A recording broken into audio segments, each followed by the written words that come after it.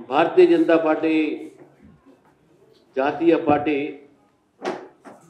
నాయకత్వం మేనిఫెస్టో ఈసారి ప్రజల నుంచి వారి యొక్క సజెషన్స్ వారి యొక్క ఇన్పుట్స్ తీసుకోవాలనే నిర్ణయం చేయడం జరిగింది.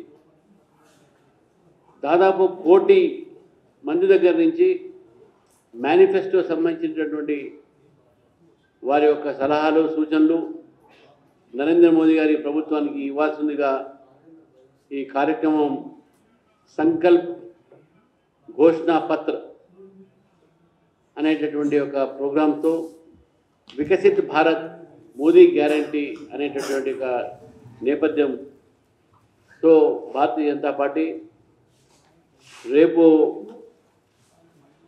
మార్చి 15 వరకు ప్రజల దగ్గర నుంచి నరేంద్ర మోదీ గారికి ఏవైతే సూచనలు సలహాలు ఇవ్వాలనుకున్నారో మా మేనిఫెస్టోలో ఏం పెట్టాలి ఏమి పెడితే బాగుంటుంది అని చెప్పేసి కూడా ప్రజల దగ్గర నుంచి కూడా వారి యొక్క అభిప్రాయాల కోసము తీసుకోవాలని చెప్పేసి కూడా నిర్ణయం చేయడం జరిగింది. దాని విషయంలో మొన్న నడ్డా గారు 26వ తారీఖు నాడు ఢిల్లీలో ఒక వర్క్షాప్ జరిగింది.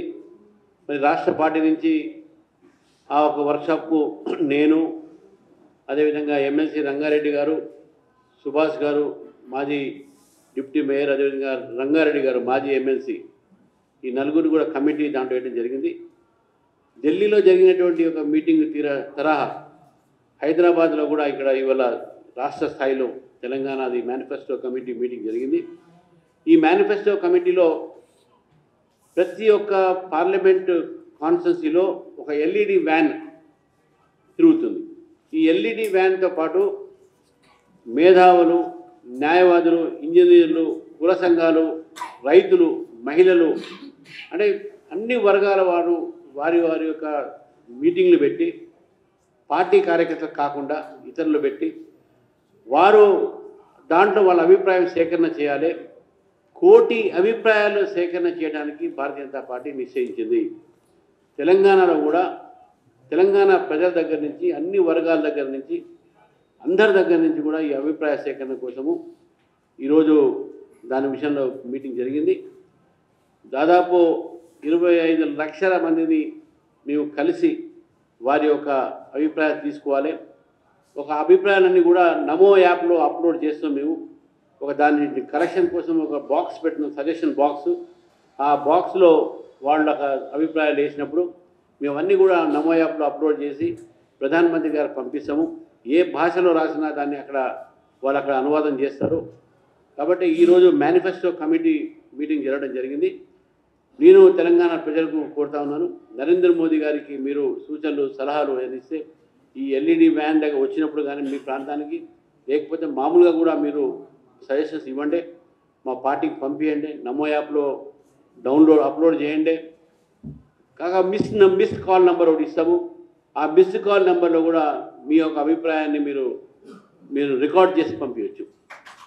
మిస్డ్ కాల్ నెంబర్ 9090902024 90902024 ఈ నెంబర్కి మిస్డ్ కాల్ ఇస్తే మీకు మీ వాయిస్ మెసేజ్ని మీరు పంపించగలుగుతారు, మీ సజెషన్స్ ఇవ్వగలుగుతారు, మీ సలహాలు ఇవ్వగలుగుతారు.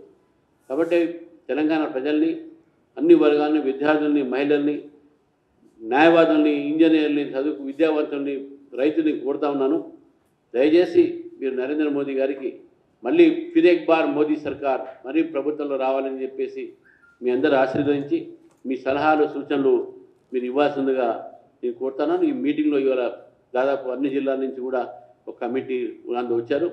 ఈ కమిటీ కూడా రేపటి నుంచి 15వ తారీఖు వరకు కూడా ఇదే కార్యక్రమంలో ఒక ఉద్యమ రూపంలో ఈ యొక్క సజెషన్స్ కూడా ఈ సలహాలు కూడా ప్రజలను తీసుకోవడం జరుగుతుంది.